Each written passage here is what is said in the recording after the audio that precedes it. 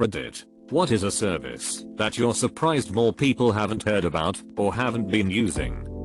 In our area we've got a thing called Bungie. It's like the Uber of moving crap. You just take a picture of what you need hauled, and a guy with a truck will show up and take it wherever you need for a pretty reasonable price. We bought a couch and used it, and it was $30 to get it delivered, and the guy even helped get it into the house. Most universities have a lot more exchange programs than the alums have heard of, and a lot of them are unused by the end of the year because nobody applies to them. Netflix. It's a service that mails DVDs to your house. Project Gutenberg. It has a vast library of free reading material. Hoopla. It's an app that you connect to your library card, and it lets you borrow ebooks, CDs, movies, even comics all for free. Library. So many online services and memberships to media services. In Australia, you can request a photo of the Queen from your local member of parliament.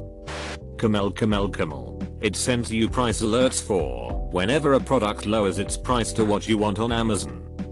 Grocery pickup. Almost every store lets you shop online and just pick up your groceries. It's such a time saver. Keeps you from succumbing to weird impulse purchases. And you still get the same in-store prices and deals. An ad blocker. I still can't believe every time I use a family/friend/public/work computer and get these ads blow up in my face when I'm trying to look at a damn website. For the record, I recommend Audiobook Origin. There's any optical website. Super cheap glasses online. No idea how people afford retail. Informed delivery by USPS. Digitally preview your mail and manage your packages scheduled to arrive soon. Informed delivery allows you to view grayscale images of the exterior, address side of letter-sized mail pieces and track packages in one convenient location. Internet archive. Books, music, TV shows, movies, damn near anything you can think of. Archive.org. You can make appointments at the DMV, so you don't have to stand in line and wait forever. For some reason, most people don't know about this or take advantage of it. I didn't realize how great Spotify was even as free app. You can make playlists and stuff super easy. There's this service called Google Search, and I'm surprised at how many people don't use before spouting out their bullcrap.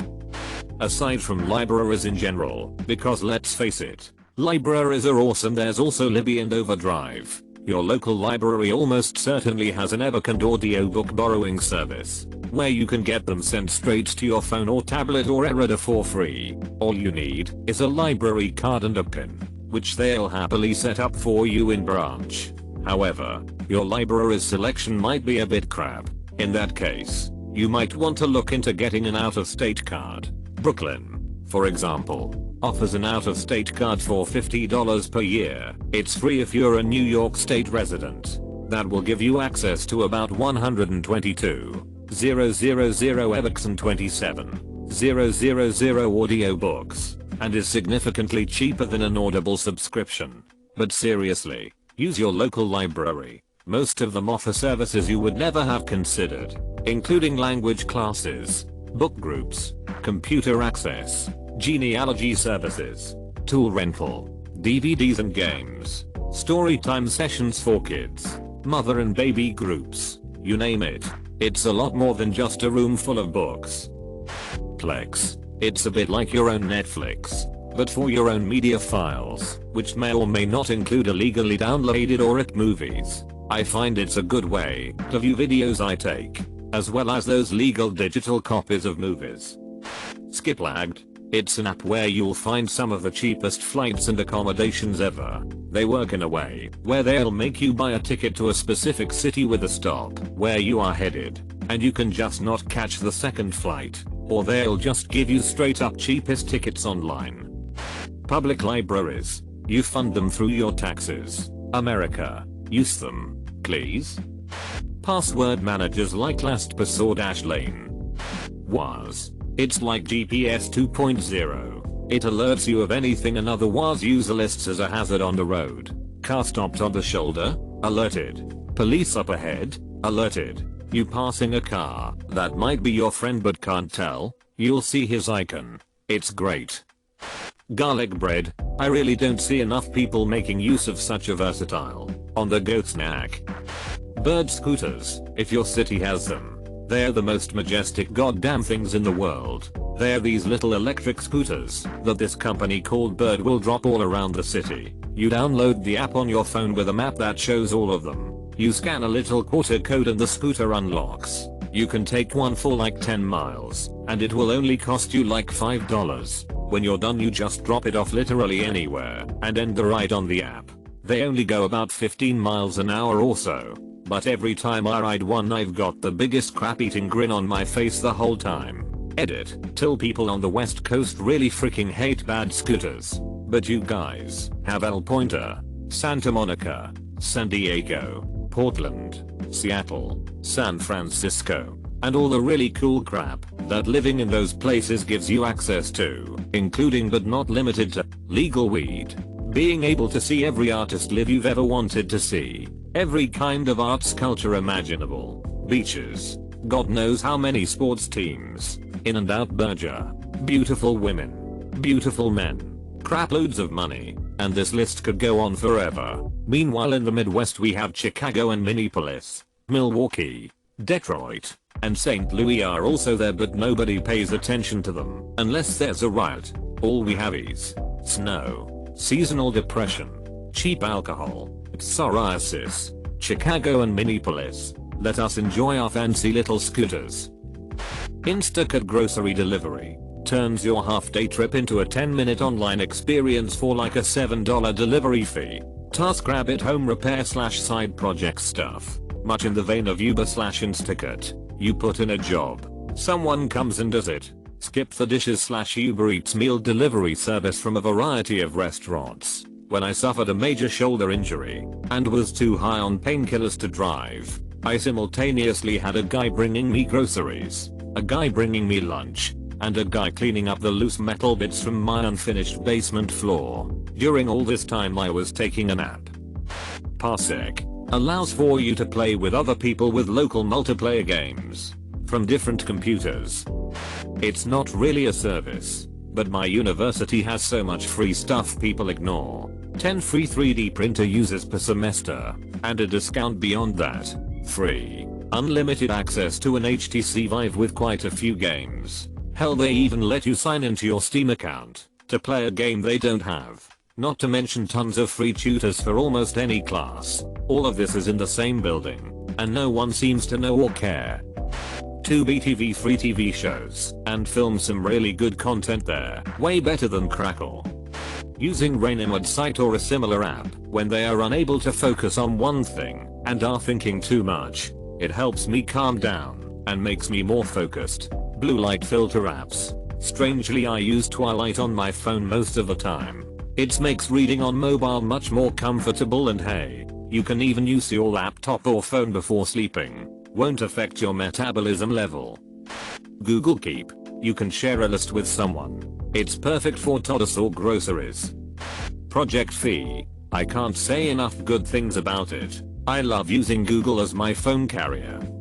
Learn Python. It teaches you basic programming procedures and a very interesting programming language. The tutorials sometimes are a little confusing, but with a little bit of help from Google, you'll also learn that this search engines is a very big part of software engineering. Office 365. Office tools for free if you're a student, and I think your school has to have some kind of relationship with Microsoft for it to work. Google Docs. If you don't have Office, it's really good as an alternative. It auto saves your work and you can pretty much do the same things as Microsoft Word. Drawpoint.io, great online tool for making storyboards or diagrams. I used to make flowcharts on Word or Photoshop, and it was a pain. Ecosia, a search engine that plants trees. For horror movie fans, Shudder. It is backed by AMC, so it actually has a really good library. Decent to good GUI and actually runs 3/4 live channels of different niches in the genre. Plus they brought back Joe Bob Briggs, so I'm eternally in their debt. Ting for mobile service. It's cheap, pay as I go, usually under $40. I have LTE everywhere, and I'm not held down to anything. Name brands win all the time, I guess. Khan Academy. saved me so many times during college. And it has plenty of other content that has helped me learn more about various topics. Hopper. Free app. Planning a trip? Set it to monitor flight prices. It will tell you to hold off and when to book based on flight price habits. It saved me a few $100 on some trips without having to be always checking for deals myself. MyFitnessPal. It's an app for tracking your food. Specific how many calories you're taking in versus how many you're burning in a day. It's a must-have if you want to lose weight. Just burn more calories than you eat. But it also works if you just want to make sure you're maintaining your current weight. It can connect with most fitness trackers, either just through the Fitness Trackers app or through Google/Apple Fit, so you get a good picture of how many calories you're burning through exercise plus the calories you burn from just being alive. Every time I hear about a rich and famous person getting a DUI, I wonder why they don't Lyft or Uber. Today's comment is brought to you by Audible.com, your online source for recorded books. There are thousands of great titles at Audible.com that you can download to your computer or portable device and listen to on the go. I use Audible to catch up on best-selling titles like Your Mom Isn't Big Gay. Heb to you. Never have to leave the house for groceries again. I order online and it's delivered right to my door. Heb is only in Texas though. Cloth diaper service. I swear, it's easier than dealing with disposables. I put a bag of my kids' dirty diapers out on the porch on Sunday night. Then on Monday morning after the diaper fairy visits I wake up to a big bag of freshly washed diapers. It costs about $60 a month around here, which is right in the same territory as buying disposables. Even if I didn't think they were better for the kid, which I do, I'd probably go this way, just because of the ease and simplicity of it. Good Recipe app. Give you coupons for prescriptions medication. Yesterday I used it for the first time, for my monthly medicine. That normally costs $126. I paid $28 instead. Credit Karma is free and hella useful if you're trying to improve your credit score and get financial freedom. I didn't learn this crap in high school, and I found the app incredibly useful and user-friendly. I started this year with a credit score of 430 due to some student loan defaults, unaddressed old derogatory marks, and a general lack of use. After some work and taking the app's suggestions, I'm now just shy of 700. And I was finally able to get a loan for my first new car without double-digit interest. My bank allows me to set up SMS/ML alerts every time money leaves or goes into one of my accounts. I've got it set up to SMS me for every transaction. Great way to detect if someone is making fraudulent purchases on your account. A VPN. The Tor project. It allows you to be totally untraceable online if you use it correctly. Not enough people use trebuchets. PFPT. Who are they fooling using catapults? Pathetic. I'm surprised that many don't know about this service that's sole task is making people happy. Yes, Reddit. I'm talking about you. Edit. Thanks for the gold.